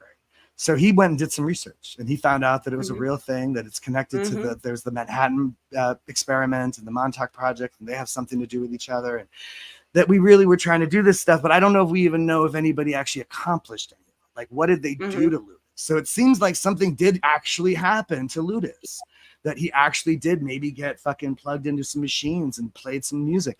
And at some point in Panama, years later, they used heavy metal hard rock music to as like, I don't even know what it was supposed to do necessarily, but when that guy Noriega, it turned out he was actually working for the CIA. He was working for George W. Bush's dad, pretending to be the prime minister, pretending to be the president of Panama, so that we in America, the American government, could have greater control of the canal. And all of it was a ruse. All of it was bullshit. But they were using Van Halen. They were playing hard rock music at the Capitol when the guy was held down. Like, he had a whole siege where I'm not coming out. He didn't want to come out. And I come out, you're done. No, I'm not coming out. So I don't know if that had anything to do with it, but there is also a whole nother, I don't know, there's every once in a while I hear a story about something that sounds like it could have something to do with psychokinetics, and every time. But you know what? Also, I know somebody who straight up says that they were at that Montauk Project as a child and had experiments done to them. And I never quite knew whether to believe it or not. Does anybody else know about this? Like, I don't even know. I always talk about this. Feels so conspiratorial. But like, then there's like, when that TV show came along, especially when Stranger Things came along, and I was like, so I knew this and I knew that, and then what Luciano said, and then this, that, and that. And so I'm kind of piecing this together. And then that TV show, and I was like, shit, that's the place. That would have been the place he's talking about. Right. And that's a real place. So that just kind of like to see a visualization of it. And the thing was that psychokinetics. So that became kind of a catch-all phrase for him for the crazy shit. And so he was at a point of his person where he was like willing to be like, well, I guess I'm just crazy, so I'm just going to wander through life crazy. But then every once in a while you would do something stupid or crazy or whatever, and he'd be like, yo, that's you, that's your psychokinetics, not my psychokinetics. And I say that now all the time when people are being weird at me and they want to think it's, I'm Yeah. like, no, that's you, that's your psychokinetics, not mine. Mhm. So there's That's your psychokinetics. a story about homelessness. Whatever happened to him? I don't know. You know, I left the park. I got out of the park. That was like 14 years ago now. And so when I went to Wow. rehab, and I've been back like to kind of visit. Like that's the hard part. They say you can never go back there. And so I've been back there, and it's the whole thing is just like it's a whole nother deal. And then even when I do see people that I used to know, it's not fun. It's not necessarily a celebration. It's not like there's a few people who have also gotten out who I've seen, and that's better. That's all right. I know a couple people. But like, and there's like this weird thing, like, I don't even know how to describe it. I don't know if it's me or them or what, but like the last time I went back to the park, I ran into two people who were probably on a lot of levels, two of the most dangerous people I knew when I was there. And one of them, I'm sitting there and I'm trying to I was just trying to connect. I was just feeling lonely for real. And this is like COVID, right after COVID or something. And I'm trying to just see if there's any connection here with this person I used to know. And I started saying things that I didn't think, I wasn't thinking. I started saying things that I wasn't thinking, and I wasn't me. And it sounded like things to ingratiate this person. Like I found myself compulsively complimenting them in some weird way that I felt like they were doing, if that makes sense. And when I looked at her, I was like, wait, that's not what I mean to be saying. And I looked at her like, are you? And she was all like she thought she was controlling me or making me say these things. Like she thought that was the truth. And so I don't know what to say to that. But that's the great overthink, I guess. Like that's where Scientology stuff makes me go, oh God, she's controlling my mind in some sort of yay. And maybe she has perfected psychokinetics. Maybe she's been, maybe she's the Padawan under looters. I don't know. It's stuff like this. Well, Scientology offers a lot of answers to really trippy questions. I think that's why a lot of people do get into it if they're more philosophical based. It really does give you answers if you don't know things, but doesn't mean they're the right ones. Yeah, just because somebody has an answer doesn't mean they're right. That's the problem with sometimes all the wrong people have all the right answers. Yeah, exactly. Somebody asked you a question. Did you ever hang out in Tompkins Square Park with Tompkins Square Park? And Tompkins Square Park is a whole nother creature. So whereas the focus of Washington Square was really the musicians, as far as the homeless people who lived in Washington Square Park, that was about the musician culture. Tompkins was gutter punk culture. This was Runaways. A lot of those kids were junkies, but most of them were hurt. These are abused kids running away from fucked up situations, stuff like that. So it was a very different vibe in Tompkins Square. Now, not as bad. In the past, LA, the Lower East Side, Tompkins Square, that was Junkie Central, where the show Rent is set. It's where you're going to pay last month's rent. So it wasn't quite that when I was there, but that sort of those kids are still there. There's still a generation after generation of those kids are still there, and hurting kids. All those kids had some horrible story about it. Running away from some horrible abuse, somebody beating them up or touching them wrong. That's what I found such a juxtapose, though, is that in your friends' eyes, because you were going to the public school, and me too. I mean, going to the private school, we were literally considered to be the good kids. And so to juxtapose that with then being really the bad kid in the park, and it's just a wild transition. It is. Again, I keep going back to that story about the woman who lived behind the Iron Curtain and then came to the West and was like, everything I thought was real was the opposite. That's just so much of how I feel about it.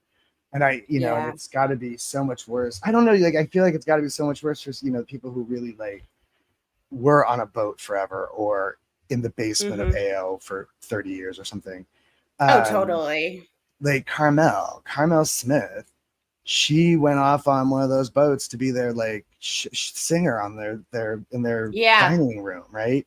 And I think she's still there. I mean, I don't know. On the free ones? the last time I talked to her, which granted at least 15 years ago, she was still there, or maybe she had just come back or something, but she was there for a long time on that boat. I don't know exactly how long. I don't know the whole schedule, but when I first came out to New York, she was about to do that.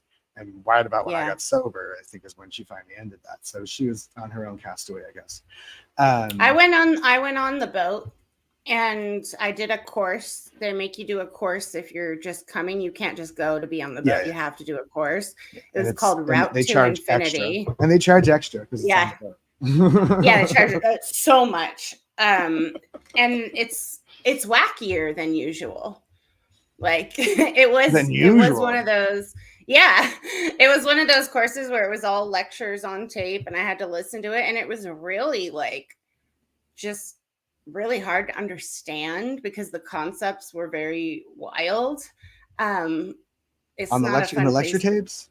Or you Yeah. mean lectures of who? LRH or somebody else? Yeah, LRH. It was called Oh. Route to Infinity.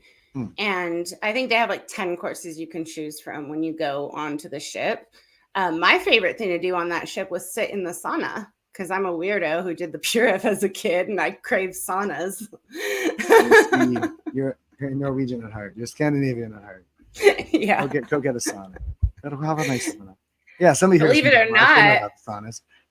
We were actually in Aruba on the Freewinds when Natalie Holloway got abducted, the American teenager. Oh, it was like the Dutch guy, right? It was some big giant Dutch guy.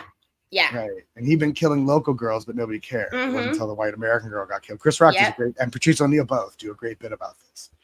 Oh, interesting. Everybody knows the white girl's name, but nobody knows the Latin girl's names that he also killed. Oh, that's scary. That's scary. Mm-hmm. This is good. For the non-US people, the Washington Square Park Daniel is describing is a beautiful spot near NYU with a big arch. It's also known for speed chess hustlers. Oh, that's interesting. They're really more Tompkins Square. Not Tompkins, I mean Union Square. You see the chess players more in Union Square. There's still chess tables though. But the chess table space is like it's kind of like it's all dealers. It's all like that's really more who hangs out there than actual chess players. But they do still do the chess hustling. And the arch is supposed to be, I think, a copy of the Arch de Triomphe in France. Oh. And it's great to sing under. Singing under that arch is fantastic. This is fantastic echo.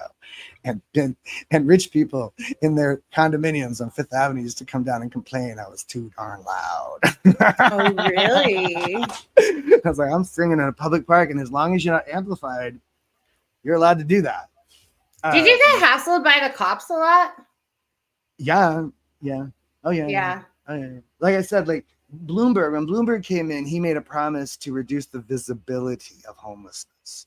He did not make a promise to reduce homelessness. He made a promise to reduce its visibility. And at that time, like the time I was there is when the renovation happened. So this is one of those things about stupid. Okay, here's when stupid gets to make decisions. So in the middle of Washington Square Park, there's a great big fountain. And the fountain was built this way, offset, so that there's a long way around the fountain, which at the time would have been horse and carriage traffic. And there's a short way around the fountain, which is foot traffic. So no longer does any horse or carriage, there's no car traffic that goes through there anymore. It's not a street like that. It's all pedestrian traffic now. And now it's all NYU, which basically uses Washington Square Park as their commons because they don't have right. So that's basically what it is for them. And then there's the rich bitches on Fifth Avenue who don't like any of this. They don't like NYU. They don't like the bums. They don't like the music. They don't like the carts selling popcorn. I'm like, why the fuck do you live in New York, you freaking souls? But whatever. So they're the ones who decided when they renovated the park to renovate the park anyway but they wanted to renovate the park fine. They wanted to make it look more European. It was the notion, I think. They've done a lot of that in Manhattan under the Bloomberg administration. They did a lot of that. And they spent so much money on just moving this whole fountain like 10 feet over so that now it's centered in the arch, which is not supposed to be. It's set that way for a reason, so that there's a long way around and a short way around. But they don't care. They don't know. Whatever it is, they're preoccupied with, I want it to look lined up and perfect. That's the notion I'm getting at. Like, why do we have to, why Waste. does it have to be all lined up like that? And then there was my Yeah. favorite tree. There was this big old fucking tree, and right off there was this plaza with this great mosaic and a big cherry blossom tree, and off to the side of that was this great big old white bark tree. I don't even know what it was called, but it was all growing off to the side, and it was one of the best places to stand when it was raining, because that tree Mm-hmm. totally covered you, you know. And they pull out that tree. I used to joke I was going to chain myself to that tree to try to save it, but they pulled out that tree because it was crooked, because it was growing wrong, you know. Oh my Stuff like that. God. So whatever. Yeah. It's a weird thing. Like, it was totally my home for like a couple of years, and then Yeah. they renovated it, and it was like, you know, that just it just wasn't there anymore. It wasn't like it Yeah. wasn't the same. You know, same with like, I don't know, everything died. Everything that's good, everything that's good dies, right? Everything that's good goes away. Yeah. Well, they probably meant to make you all uncomfortable there so that you weren't there anymore because they're Yeah, they did. assholes. And they were constantly harassing us. Constantly harassing us.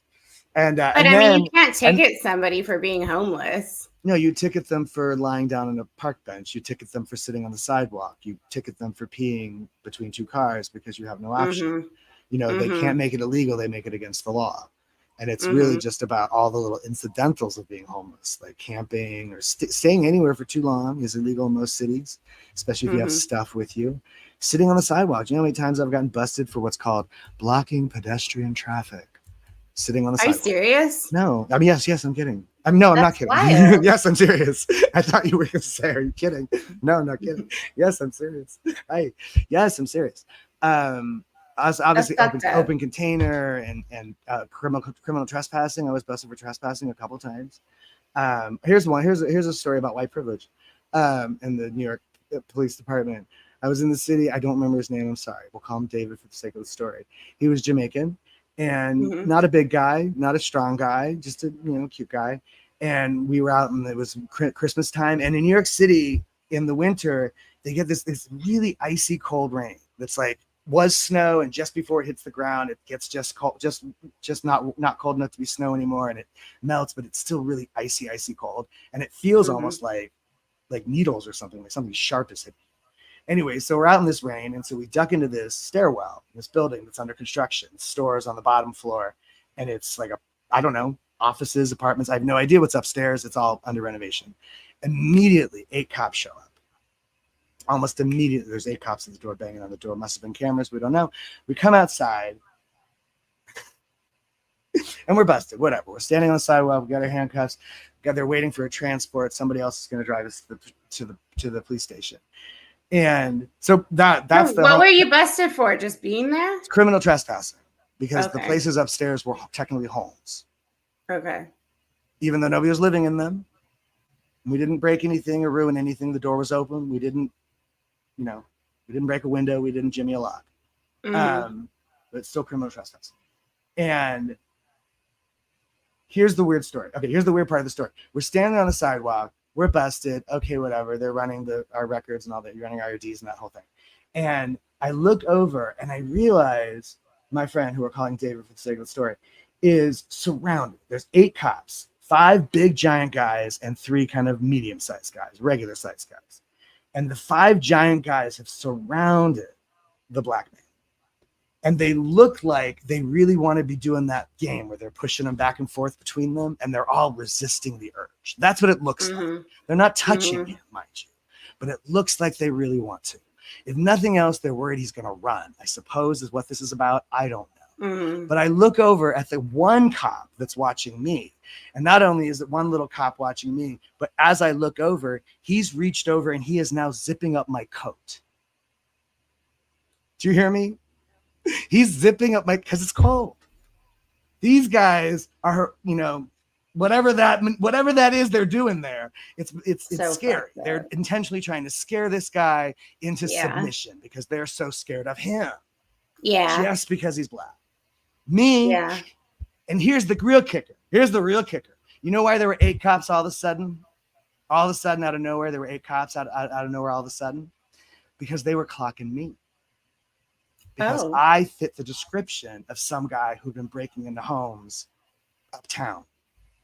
White guy, red beard. I was even wearing a bright red new North Face ski jacket, very similar, right? So all of this, the reason the cops are there so fast was because I fit the description of some other perp in the area. Oh, the irony, right? Oh, the irony. And we had the whole like moment too, where they held me. They let the other guy go eventually, but they held me until some detectives came, and I got showed pictures. I mean, it was creepy. It was like Law and Order. One of the cops flirted with me a little bit, I think, even. Wow. It wasn't me. It wasn't me. And like the horrible part about it is I do always feel guilty. I do. And I know that like that affects things. Like I'm so in that moment, I was like, oh shit, they're gonna think I'm guilty just because I think I'm guilty, but I'm not guilty of this. I'm still guilty. But no, I was all right. I'm glad they didn't pin that on you, but that is super fucked up and white privilege in its example. Like, oh my God. As far as like the he's very like putting your hat on you. Way, the very distinctly different way they treated him to the way they treated me. Right. And there's almost care in the way this guy's treating me. And there's the complete opposite over there. And we were found in the same place at the same time doing the exact same thing. You know what I'm saying? Like there was no difference in what was going on as far as our trespass. That's so crazy. Whatever. That's fine. Did you ever have to go to court? Like, did you go to court or did you pay your fines or like how? No, you go to court, you're homeless. I got nothing. They know that. They dismiss it. Anytime homeless, and that's another reason why the system is all jammed up with people because they're running homeless people. That's one of the arguments for dealing with homelessness is that when people are on the streets, they're clogging up the court systems, they're in and out of emergency rooms. We're causing a mess. We're causing a problem. And just by virtue of being, the tent cities in Los Angeles and all that. That's why you want to fix homelessness. That's why. Open up all those fucking orgs. Those little course rooms would make great little single apartments, SRO apartments for homeless people. Take those orgs, make them homeless shelters. I'm not fucking kidding. Yeah. That would be an incredible use of the space. Sorry. Right? And I'm serious. Yeah. I'm serious. You think of all those funny little rooms. Like you could totally make a use for that. No, for sure. That's kind of a wild comment. My uncle's NYPD partner shot a polar bear at the Prospect Park Zoo back in the day. White bears matter. That's fucked up. You want to hear something funny now? Because of global warming that doesn't exist. Now, brown bears and polar bears are actually crossing paths in a way they never did before. And now there's a whole new bear out there that's a hybrid between the two. Oh, wow. Yeah, look it up. It's crazy. That shouldn't be happening. So it's black bears and brown bears and white bears. But this is integration, right? This is a mixed race mix. Eventually, everybody will be beige and none of this will matter. Yeah. They say that by 2050, the white people will be the minority. That really gets to the old white men. Well, let's remember that half of those non-white people are usually mixed race people. Latin people are all by design mixed race people. This is the thing that matters to me because I know a lot of people who are mixed race who, identify as Black or Latin because that's what the culture does. That's what the country does. But actually as people are not, like people, that they act very differently than what that is. And not necessarily in a good way. But both. But there is a whole nother thing about what it means to be mixed race, in my opinion, as I understand it. And so many of the people I grew up with, and a lot of the people I'm related to, are mixed race people. Yeah. I just saw this movie about this called The American Society of Magical Negroes with David Allen Greer, and the kid who was in the Dungeon Dragon movie. He's in it. Okay. And the movie is it's making fun of movie tropes of magical Negro characters who sort of come into play just to help the white protagonist get through their struggle. Yeah, like a Green Mile, character. Stuff like that, Vagabonds, stuff like that. And it's very funny. The joke is very funny in my opinion. But the kid that they cast as the lead, who's beautiful and charming and lovely in every respect, he's a mixed race kid. And they don't comment on that. Like the whole joke is that the Black folk, they see the white people in a certain way. They have these pressure meters, and it's this whole joke about the worrying about, the white people are going to go crazy, right? So like, but as they do, right? And this whole like the notion that Black people often feel like they have to like keep the white people calm, keep them okay, Yeah. it's okay, it's okay, okay, you know, like a feral animal. And because there are a lot of white people that just go off like crazy people. But it's funny to me, like that is just sort of, they don't even broach They it. never But the mentioned fact of the that. matter is that mixed race kid would also have his own little white guy meter. Do you know what I mean? Yeah. He would also have his Yeah. little white guy pressure meter. If that's the deal, if all the black people see all the white people as having little pressure meters, then he would Yeah. have one too. Yeah. Anyway, why did we get on this? I don't know, but I was told by one of my parents when they were trying to convince me to be in the Scientology statistics still of who's that, race and whatever. I'm sorry, go ahead. yeah. No, You they were- literally to me said, you know, we help the black people. Like, Who said that to you? Who said that my to you? parent. My We? parent. What is we? Like, as The black people. Scientologists. No, that's the Yeah. joke of the gays. Like they're a family. No, down they the also street. said the gays. Like they help the gays and the black people. And I was like, this is so stupid. No, you don't. You're don't. corrupting. Too often people think that helping is just like, I don't hate them, like I have a right to. Yeah. That's good, right? My mother was like that. She had a right to hate whoever she wanted because of this, that, or the other thing. She probably would have voted for Trump. I'm sorry.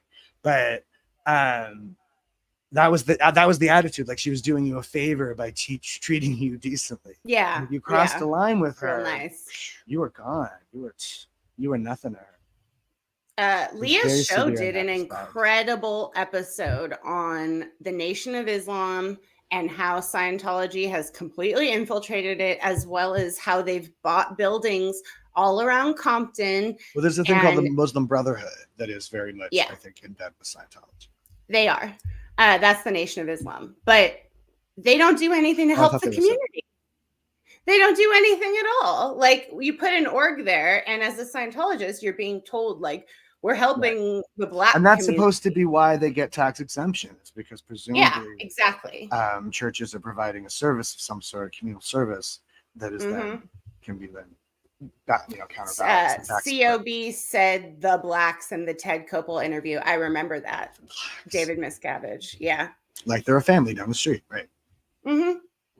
Yeah. It's just wild. Like they could do so much with these buildings. You're absolutely right. No, honestly, I honestly think that's the answer. There's so much rampant homelessness in America that's so unnecessary. It's silly to think that we live in the wealthiest nation in the world and we can't. And rent is, and I'm lucky that I'm subsidized. I'm so fucking lucky that I can live here at all.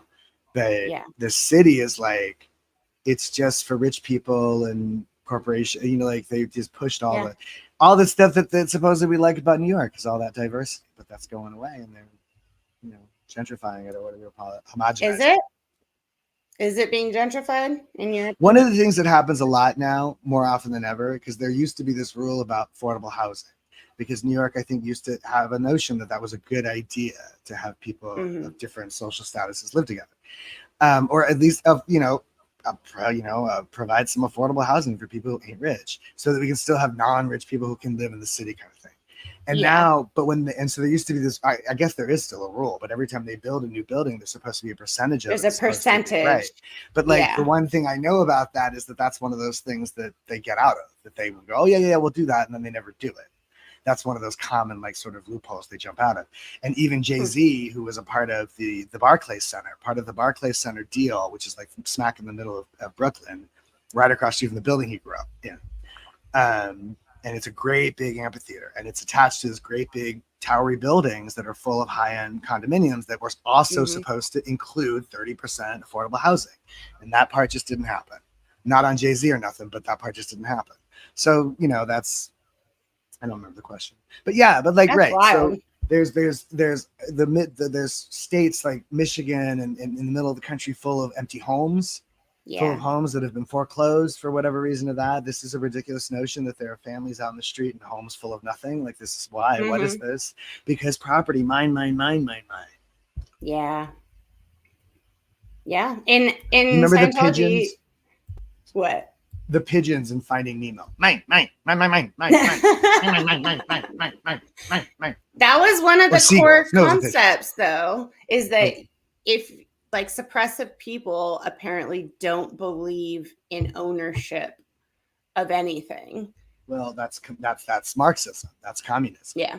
And that's what he's poking. You know, again, I joke about the context of when he wrote all this stuff, like the way in his sci-fi, so much of the alien planet resembles so much like what America looked like in the 1950s. Or there's B-2 bombers in the origin story, right? So, yeah, you know, and his attitude towards queers is very 1950s. So I can't remember now what you were saying, but it's also another 1950s thing, I think. Wait, what were you saying? I forgot. I don't even remember. Oh, about people not owning things.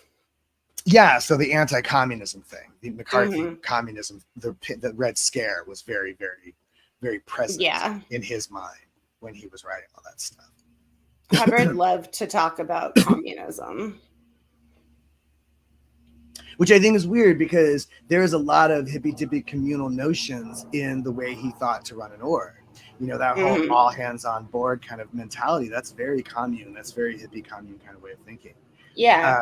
Also, you know, the idea of like what we'd call snitch culture, the idea there is if everybody's on the same page of just trying to get the job done and nobody's blaming and nobody's like chastising each other, then that's not a snitch. It's just, I think that you could do this better. And you know what I mean? Like in a friendly context, it makes sense.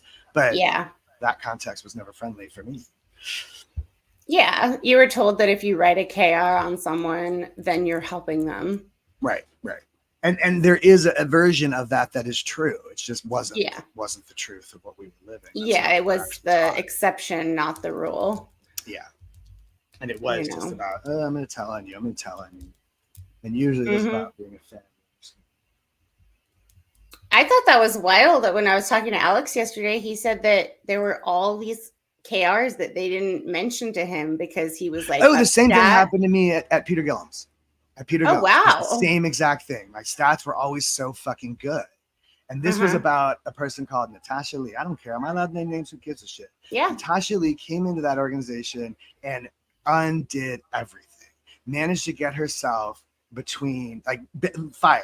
Managed to get fired almost anybody who stood between her and Peter. And, or neutralize. Fire or neutralize. You know, she got Eric Daniels was a guy who worked for Peter Gillum for 15 years. And she totally I don't know exactly what exactly transpired, but they parted company not friendly terms. And we were all pretty sure Natasha had something to do with it. The girl that worked in the shop, she got fired. There were like two other people. And then Jackie just got fucking whatever. The point is, when they went to fire me, it was the same thing. Big giant folder of KIs I'd never seen before. Wow. I'm like, what is this? You're not allowed to do this. And here I am going, I know these. And they had brought in one of these. What was it you were going to train for? They brought in one of these special counsel people. They brought in this woman who worked for a freelance thing for a wise consultant? A consultant. Yes. Consultant. They brought in a consultant to do this. And she's sitting there trying to patiently explain to me that I'm fired. And I'm like, wait a minute, what is that? And I'm like, and there's all this like, what? That's not supposed to be like that. Things that shouldn't be. That's not supposed to be like that. That's not supposed to be like that. I know that's not supposed to be like that. And I finally sat down with this woman, like, you have an whatever. You have an SP in your minutes. It's not me. I'm it's the people who are failing in the, the context within the Scientology conversation. Those are the people. We're not the SPs. It's the one that's quietly filing her nails in the back room while they're dragging the lake. That's an Elvis Costello lyric. Filing her. I just got a flashback to the back room of Shaw. Oh, I don't want to think about the back room, Shaw. The back rooms. We eventually took over almost the whole block, didn't they? We were like three different. We were like three or at least two. No, there was two, and then there was we expanded like four, and then they took the spot on the corner. Yeah. But I wasn't working there anymore. Someone I know was doing a live stream down at PAC like yesterday or the day before, and they were pointing out how the windows haven't been painted or changed since like literally the 50s. They look so shitty, which is kind of weird because Scientology does have a lot of money, and usually they like their things to look nice. The windows of what? Of PAC or the windows of that blue building that all of the staff lived in on LRH Way? I have no idea what you're talking about. Of course I do. It's I'm sorry. yeah. Being sarcastic. The one with the bridge, the one with the tower and this cross and the bridge. Yeah. Yes, I know what you're talking Yeah, about. yeah, yeah. That the windows on that So are still like from like the they're hospital, the original hospital horrible. that it was. Yeah. They renovated. It was a Yeah. hospital and they renovated that. My father. Cedars of Lebanon was the hospital. Yeah. And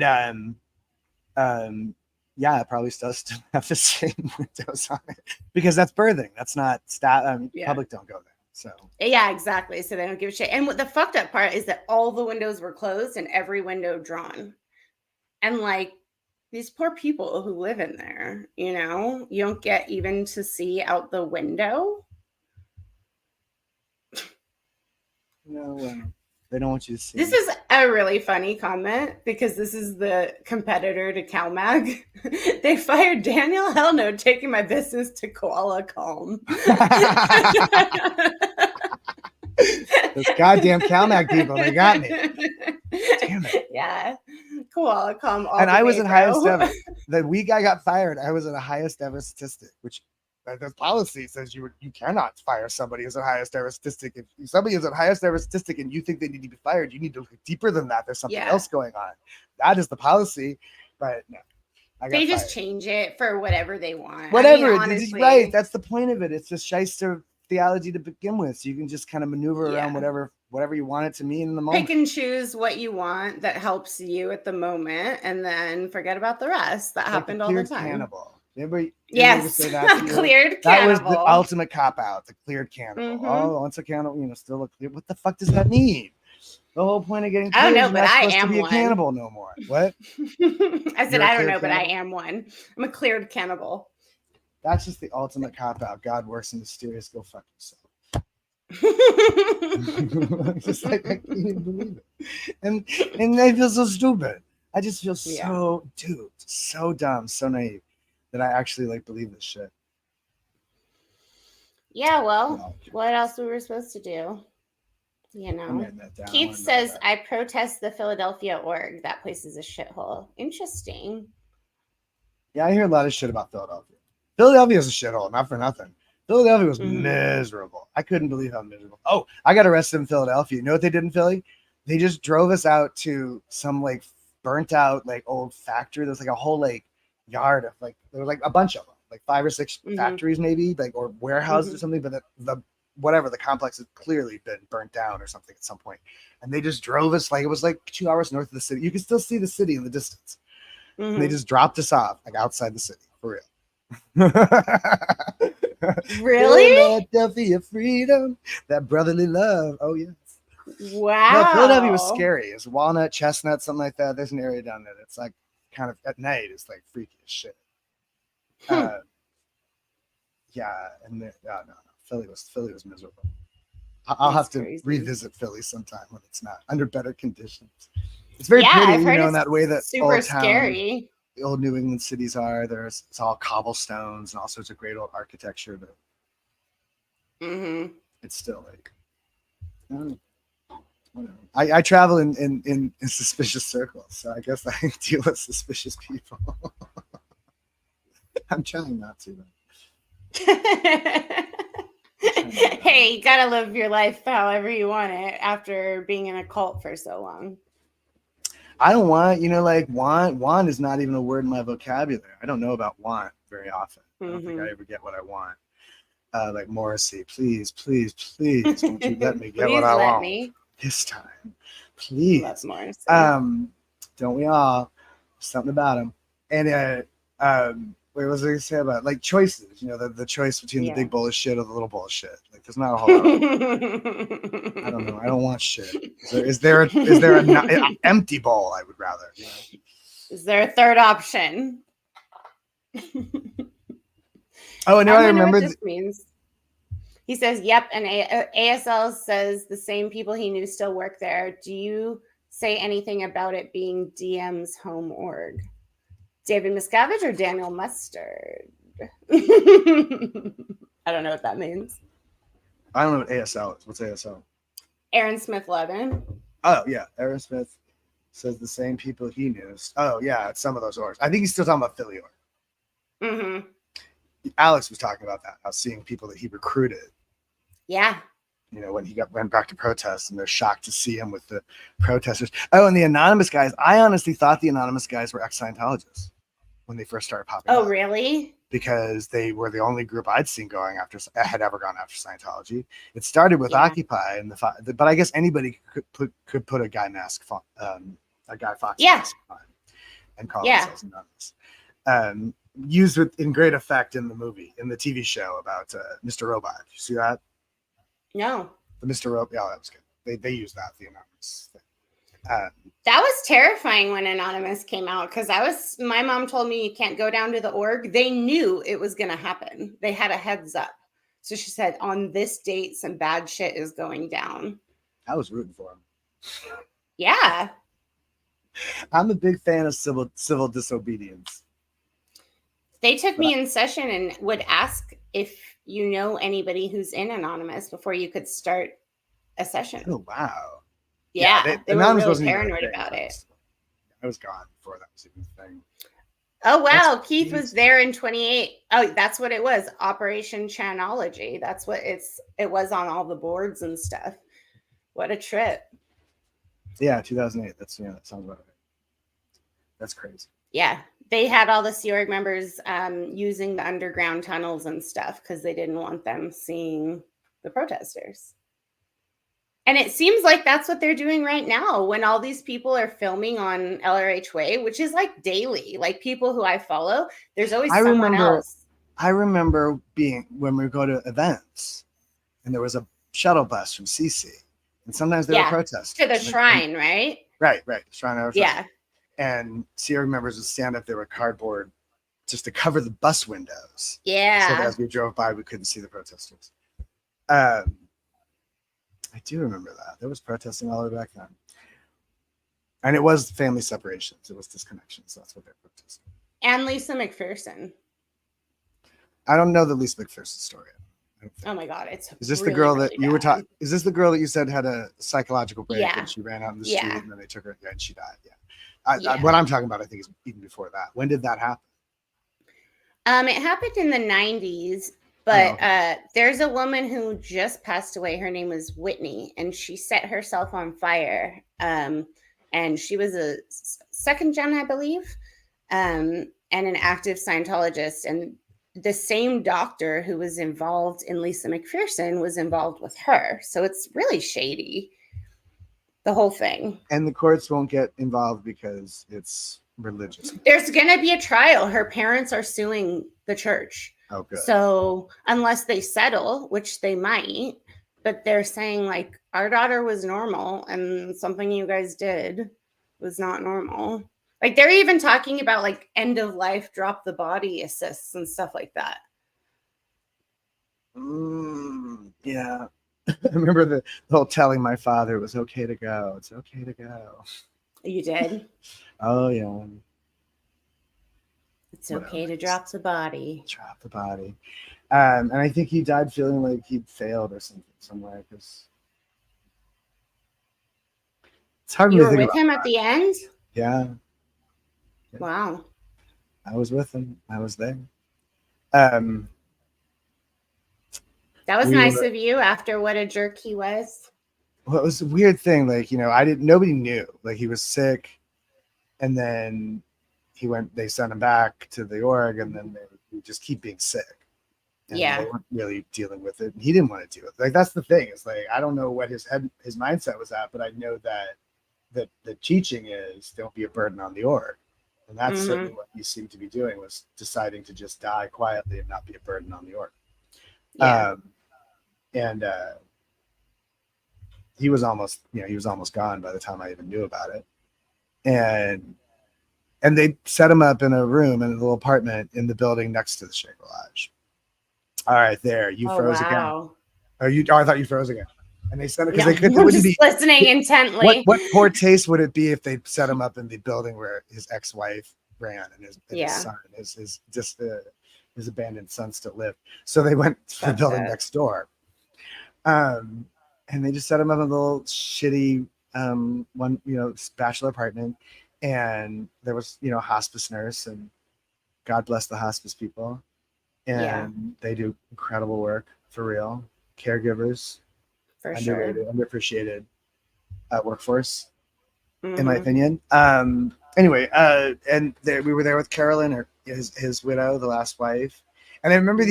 this kid, this like fucking teenager, he was supposed to be counseling me as son. I don't know what he was. I don't know what his title was or whatever it was, but he's trying to explain to me that my father's not dead, that his spirit will live on, and all this stuff. And I'm like, who the fuck are you talking to, motherfucker? I wanted to smack him. You were 12 and you're actually in here Yeah. trying to tell me how this works. Like, I don't know. Um, and I remember we watched Gladiator.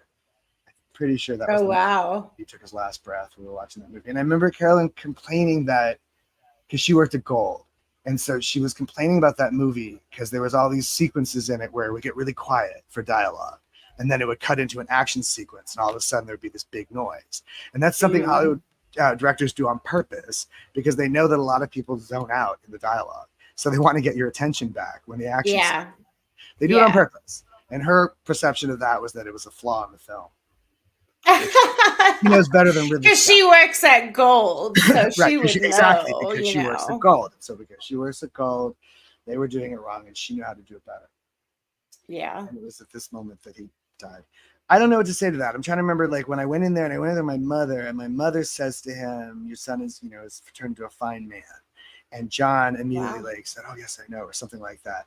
And both of those comments to me were bizarre because Yeah. she'd never said anything like that to me, and he had never seemed to have indicate any approval of any kind of me. So like that was the only, I think that was the nicest thing either of them ever said about me, that I ever knew of, and Yeah. it was on my deathbed. So there was that. That was fun. That's wild. Um, anyway, I'm gonna go now. I'm getting tired. Okay. I'm getting tired too. We made it a whole 2 hours. I only froze once, but then we came back. Well, I think you're a fine young man. Now I'm a grumpy old man. That's even I better. finally old enough to be the curmudgeon I was always meant to be. Been a curmudgeon since 6 years old. I'm not kidding. And it's I understand. I've been waiting to be as old as I thought for a long time. I'm finally catching up. that's part of it too. I think that I had to be old before I could actualize or something. Yeah. Such an old soul. You sure are. Anyway, darling, it's good to talk to you again. All right, we'll catch up soon. All right. Bye. Bye.